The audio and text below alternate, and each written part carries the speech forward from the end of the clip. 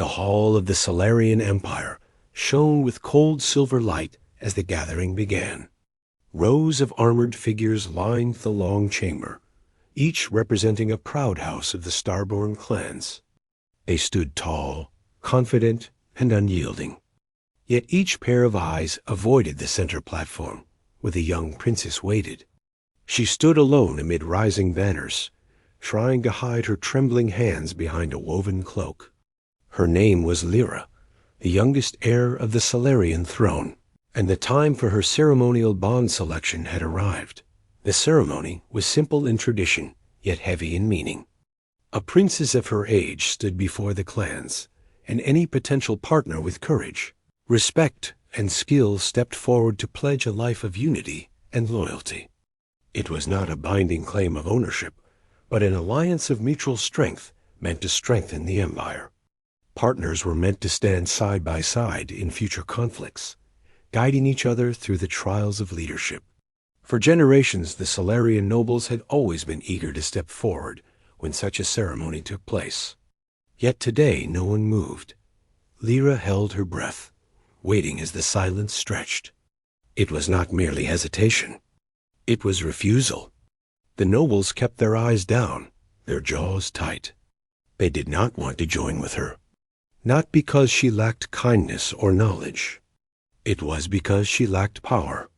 Solarians were known for their radiant energy fields that surged through their bodies from youth. Some could create blazing light during training.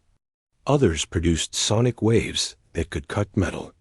Lyra produced none. Her field was faint, flickering like a candle compared to the blazing torches of her kin. The emperor watched with eyes, lined by years of war and regret. He knew this humiliation would crush his daughter. He had commanded the nobles to come. He had insisted that she deserved respect. Yet respect was not something he could force. The princess tried to hold her head high, but her voice cracked when she whispered a question meant only for herself. Why am I not enough? One of the nobles shifted, but stepped back again. Another pretended to examine the floor. A third shook his head. The hall had never felt so empty. That was when the doors slid open with a soft metallic hum. Every head turned. A figure stepped in, boots echoing against the flawless floor. He was tall for a human, with worn gear strapped across his chest and a small device clipped to his belt. His dark hair was tied back, and his steady eyes took in the hall without fear. His name was Grant, a simple soldier, a mechanic, a traveler. No title beyond that. He had come as part of the exchange unit offered by the Earth Alliance. Humans were considered young in galactic terms. Their ships were slower, their worlds fewer, and their technology rougher. Yet the Solarians respected one thing humans carried in abundance: spirit. Strange force that did not radiate light or sonic waves, but pushed them far beyond what their bodies should. A loud Grant paused at the edge of the hall. He had heard the call for selection from outside. He saw the nobles refusing to step forward. He saw the princess standing alone, her hands shaking. He hesitated for only a breath. Then he took one bold step forward. Every alien in the room stiffened. The emperor leaned forward in shock. Lyra blinked in disbelief. Human had stepped onto the platform. Grant stopped before her with a respectful bow. He spoke with a calm tone, shaped by the discipline of someone who had survived many battles, but had not lost his gentleness. If it is permitted, I wish to stand with you.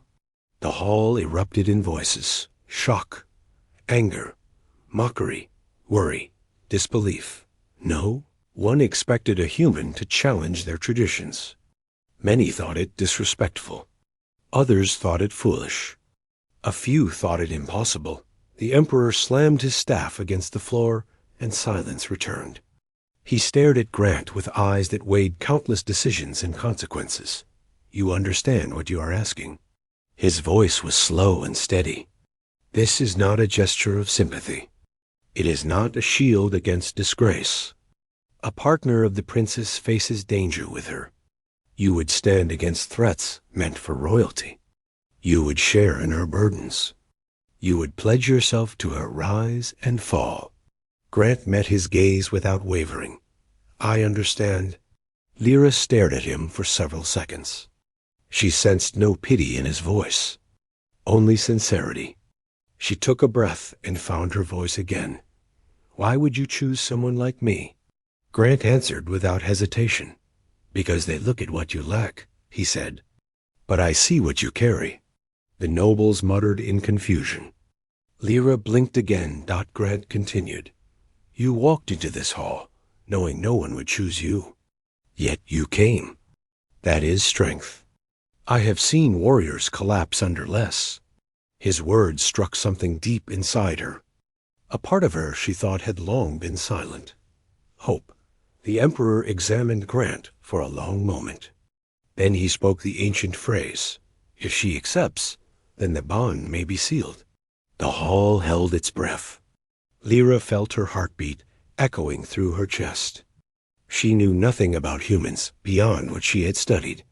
She knew they were unpredictable. She knew they were brave. She knew they pushed limits not because they had power, but because they had will. She took one step toward him. I accept. The hall trembled. Tradition had been fulfilled.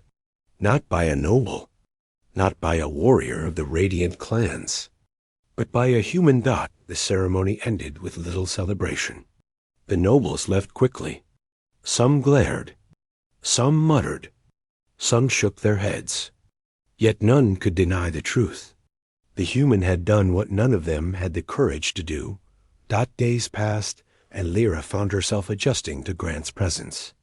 He did not treat her like a fragile ornament. He did not tiptoe around her weakness. He trained beside her every day, teaching her how humans fought, how they moved, how they planned. Humans had no radiant fields to rely on, so they used everything else. Precision, creativity, adaptability, grit. They studied the environment and turned every weakness into an advantage. She admired him more. With each passing day, Grant never once complained about the stares from the nobles. He never lashed out at their disdain. He only focused on making sure Lyra grew stronger in every way she could. She learned how humans endured pressure by controlling breath, how they increased impact through technique instead of force, how they balanced movement through instinct rather than energy field flow. She trained until her muscles ached. Grant stood beside her through every moment, yet Lyra's faint energy field still flickered. That part of her did not change. She felt guilty at times. Grant always eased her thoughts with simple words. Strength is not measured in one way. One night, a tremor shook the palace. The alarm screamed. The sky outside turned red from blaster fire. A rogue faction known as the Hollow Claws launched a sudden attack. They were Solarians who believed the Empire should follow only the strongest energy fields. They had long seen the princess as a shame to their legacy. Now they had decided to take action. Explosions shook the outer walls. Guards rushed to defend the palace. The Emperor ordered the evacuation of the princess. Grant took Lyra's hand and pulled her through the corridors as the structure trembled. The attackers broke through the first gate and advanced swiftly. Their leader, a towering figure with a blazing golden field, marched at the front. He declared that the Empire had grown weak and must be purified. He sought to capture Lyra as proof of the old lineage's failure. Grant and Lyra reached the secondary courtyard, but found their path blocked. A squad of Hollow Claws stood ready. Their energy fields crackled like lightning. Lyra trembled. Grant stepped before her. "Stay behind me," he whispered. She shook her head. "No, I will stand with you." He smiled softly. "Then stay close." The attackers surged forward. Grant moved with the fluid precision of human combat. He ducked under a blast of radiant energy, rolled across the stone floor, and struck one attacker's leg to disrupt his stance. The alien's energy flared wildly, and he fell. Another lunged. Lyra raised her hand instinctively, and her faint energy flickered. It created no blast and no wave, but it disrupted the attacker's focus just long enough. Grant swept his leg, knocking him down. They fought as a team. Grant's movements made Lyra's weakness irrelevant. Lyra's instincts created openings Grant could exploit. They learned more about each other in those moments than days of talking could ever reveal. But the leader soon arrived. His energy field glowed like a miniature sun, and his anger shook the courtyard. "You think a human can protect her?" He laughed coldly. "You would risk everything for a weak heir." Grant placed himself between Lyra and the leader. "You see weakness," Grant said, "because you fear what you cannot measure." The leader roared and charged. His first strike cracked the ground. Grant dodged. His second strike sent a wave of energy across the courtyard. Grant shielded Lyra with his body. The force hurled them backward. Grant hit the wall hard, but refused to fall. Lyra cried out. The leader advanced, ready to finish them. In that moment, Lyra's energy field flickered again. For the first time, it glowed not with fear, but with resolve. It did not blaze like the others. It remained small but steady. She stepped forward and placed her palms against Grant's back. Her weak field synchronized with his human spirit. Something rare happened. Their energies, mismatched in nature, created a pulse that rippled outward. It was not a blast of light. It was a shock wave of intent. A force born of two beings choosing to stand together. The leader was thrown off balance. Grant seized the moment and struck with everything he had. A single punch driven by human tenacity collided with the radiant warrior's core. The leader collapsed. The hollow claws faltered. Imperial guards stormed the courtyard. The attackers were subdued. In the aftermath, the Emperor arrived and saw his daughter standing beside the human who had protected her. He saw the glow around her, faint yet solid. He understood something deeper than tradition. She had found a partner not defined by energy fields, but by will. Grant bowed to the Emperor. Lyra stood tall beside him. The Emperor placed his hand on his daughter's shoulder with pride.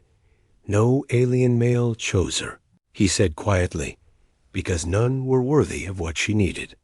Yet a human saw her strength before any of us." Grant said nothing. Lyra smiled softly. Word spread across the Empire. Some were shocked. Some were humbled. Many were inspired. For the first time, a human stood as partner to a Solarian princess. Not because of power, not because of status, but because he stepped forward when no one else dared. And in time, Lyra became a leader stronger than anyone expected. Not because her energy field grew brighter, but because she learned the truth Grant had shown her. Strength was not a gift. It was a choice, and together they faced every challenge that the expanding galaxy brought, proving again and again why humanity was far more than the galaxy ever assumed.